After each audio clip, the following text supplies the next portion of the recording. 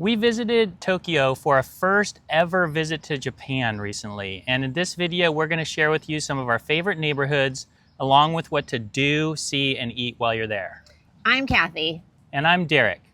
We're a semi-retired couple in our 50s who got rid of all of our stuff in 2024 to travel the world full time. This is Good Life Road.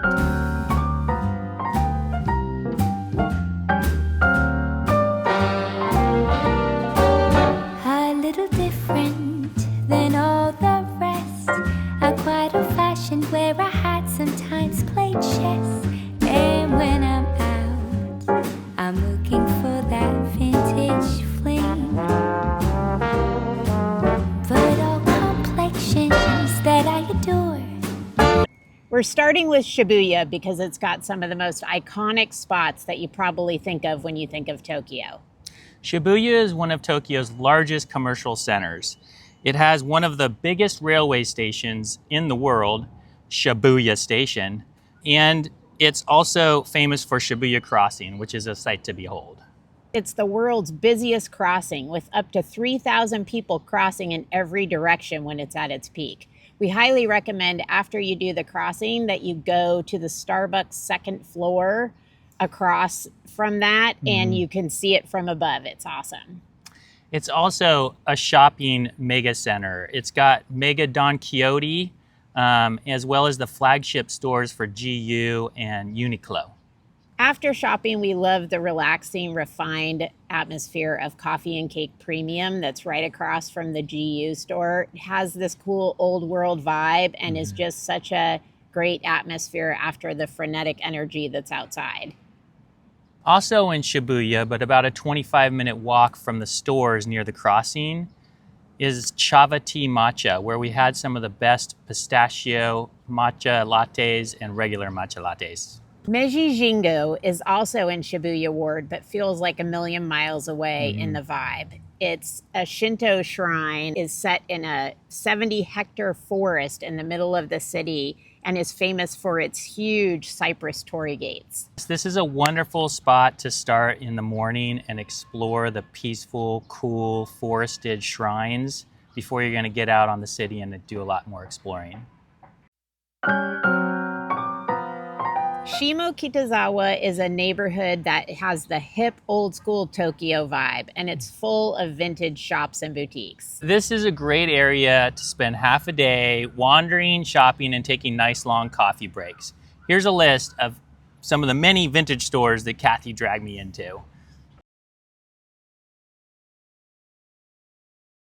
If you haven't already, please take a second to give this video a like and subscribe. Hopefully you won't want to miss any of the great upcoming videos we have planned for you. We really appreciate your support. Thank you. Thanks, you guys. We're kind of giving Shinjuku an honorable mention here. It's very popular and it's got a lot of places in it, but every time we went, we left a little bit underwhelmed. Yeah. But Shinjuku really is known for the Golden Gai, which is a little alleyway filled with cute little bars, and they're super little bars, which is really neat to see and photogenic. Very photogenic. Yeah. Yeah, and then there's also the similar Memory Lane. Yeah, which is also one longer little alley that has a lot of yakitori and beer stalls. I'm not sure if Sumida City makes it onto many travel lists, but we really felt lucky that we stayed in this part of town. We definitely got to know it really well, and it's worth a visit.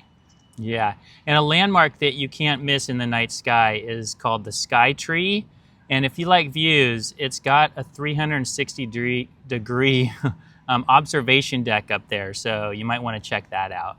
What we really loved about Sumida, though, was a lot closer to the ground than the observation deck. We loved the east side of the Sumida City Park that is such a great place for hanging out and watching locals enjoying themselves and grandparents hanging out with their grandkids. And there's a little pond there, and there were lots of egrets and turtles. It's just a really nice place to walk around. And there are a few coffee places that run right along the little tributary there. So you can stop and get a cozy cup of matcha or coffee there. It's really nice. Yeah, and be sure not to miss the little shrine that's right there in the park over kind of near the lake. It's one of the most beautiful shrines that's very uncrowded, so you really can kind of soak it up quite a bit under the torii gates and everything. And then, of course, walking the Sumida River, like the east side of the Sumida River, was one of our favorite things to do. We did it. We were staying there, so we did it like almost every day. By the way, we created a list for you that's free of all of the places that we loved in Tokyo. You can get it now on our website at goodliferoad.com. See the link in the description for the exact page where you can find it. Right across the river from where we stayed is Asakusa. This lively neighborhood is filled with things to do and explore. One of the most famous is the Buddhist temple Sensoji, which was founded in 645 AD. It's beautiful, and the grounds are as well, so it's nice to see it maybe once during the day and also then when it's lit up at night. We enjoyed walking around Asakusa.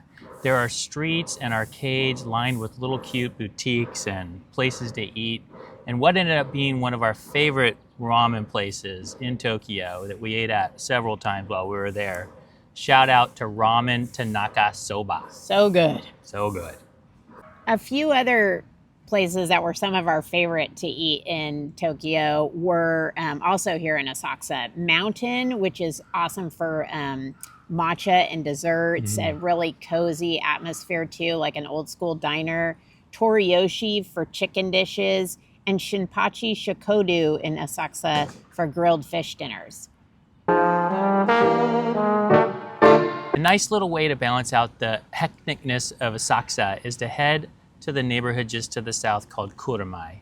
This tranquil but trendy neighborhood, which runs right along the Sumida River, used to be known for its warehouses, but now it's also referred to as the Brooklyn of Tokyo for that reason. Right on the edge of the neighborhood is the Asage Cafe, which has really good coffee and matcha. While we were there, we had that, but we also saw the food coming out. We weren't quite hungry yet, but it looked amazing. And they also have a back deck, so if the weather is good, we recommend sitting out there. And the whole area also has a lot of cute like gift shops and boutiques. We ended up picking up a few souvenirs for people, so it's a great spot for that too. Yeah, and the back deck is right on the Sumida River, so it looks like it would be nice in good weather. Hi, so if it looks like we're filming from a different location, it's because we were sitting over in a little park near Osaka Castle, and now we're sitting in a different neighborhood park. Ginza is one of Tokyo's most upscale shopping areas, and on the weekends they close down the main street for walkers only, which is really nice. Yeah, and another cool thing about Ginza is it's located near the Tsukiji fish market. So after spending a morning of having sushi and other yummy seafood, you can walk over to Ginza, walk around, look at the, fancy shops and everything. And then when you're ready for a little pick-me-up, you can go over to Latte Art Mania, which has delicious matchas and lattes. Another neighborhood where you can get away from the busyness of the city is Ebisu. We had a wonderful lunch at Tokyo Curry Stand, and we really enjoyed just walking around the more peaceful and quiet streets. Yeah, and across from Tokyo Curry Stand where we had lunch is the Tokyo Photographic Museum. And it also is set in this area with a really nice plaza that has a high-end shopping center. So it's a great place to hang out for a little while and just enjoy that neighborhood. Another area which it would be great to visit is the Ebisu Yokocho, which we didn't actually get to see while we were there. But if you're there in the evening, it's a great place to go. It's an alley full of izakayas. So we'll definitely do that next time we go there. Yeah, and we just didn't go because most izakayas open up around 5:30, so you can plan accordingly. And in case you don't know, izakayas are the place we talk about in another video where you go there to drink and eat, and you essentially have to be prepared to drink because they won't serve you unless you're going to have a drink with your food.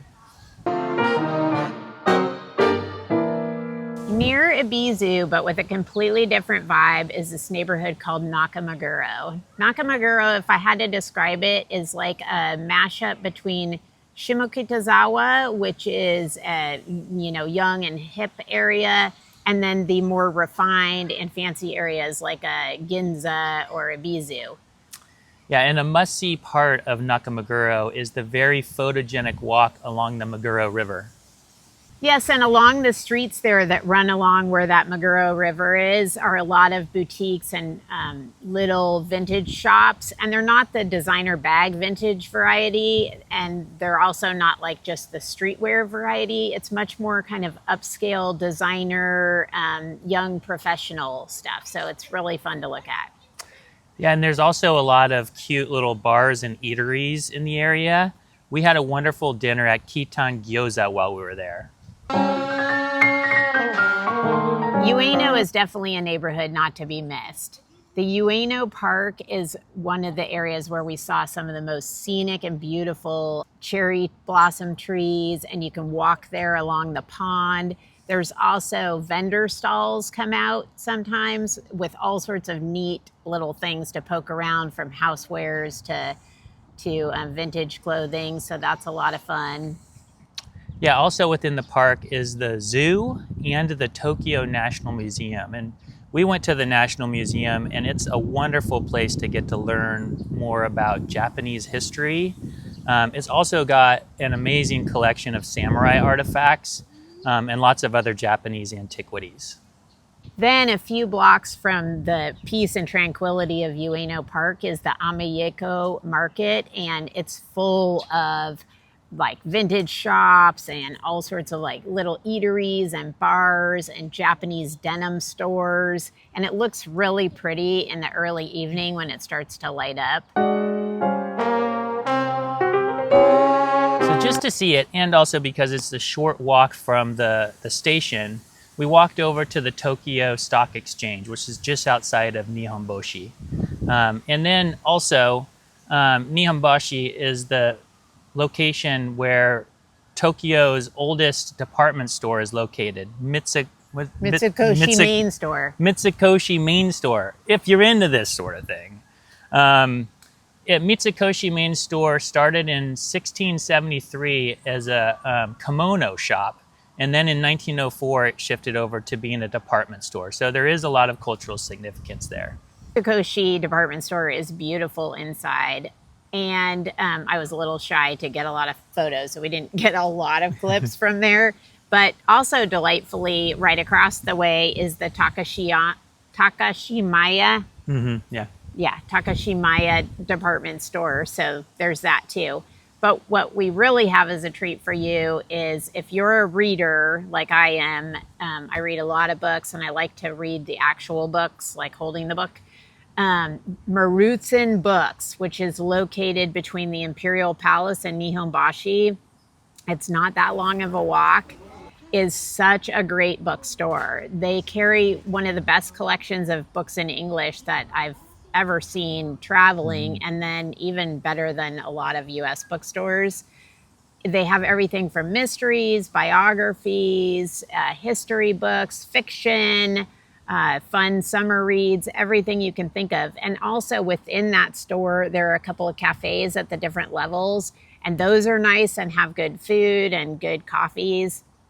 And also set within the building itself, there's other coffee shops. So if it ever starts to rain when you're there and you just don't feel like going to a museum, it's a great option.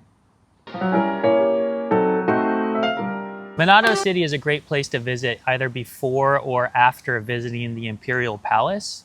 And the Imperial Palace East Gardens are free to visit and don't need a reservation. Minato City is also home to the Tokyo Tower, and the Tokyo Tower is set in a park setting, so it's a great place if you want to have a little photogenic picnic. The Success Steps, just a 15-minute walk from Tokyo Tower, are a legendary set of steps, and it is said that a samurai rode his horse up these very steep steps. Yeah, and they're still used today. So if somebody is wanting to do very well on an exam or they're trying to get a promotion, they might come to the Tokyo steps and walk up them as a way of, asking for support in this goal. And the steps have come to represent, because of the legend of the samurai, a very important Japanese concept of pushing through, pushing beyond one's limits, just as the samurai did. So it's really, really cool. And there's a beautiful shrine up at the top and a nice little area to sit. And Tokyo loves its pizza too. There's a few great little pizza places in this neighborhood. We'll put their name on the screen here. Yeah, so have you been to Tokyo? Drop us a comment. Let us know what you think. Let us know any other neighborhoods we didn't mention that you would like to recommend or have any thoughts about. Please give the video a like and subscribe. We'd love to have you along. And thank you for watching. Thank you, guys. Bye. A little different than all the rest. Quite a fashion where I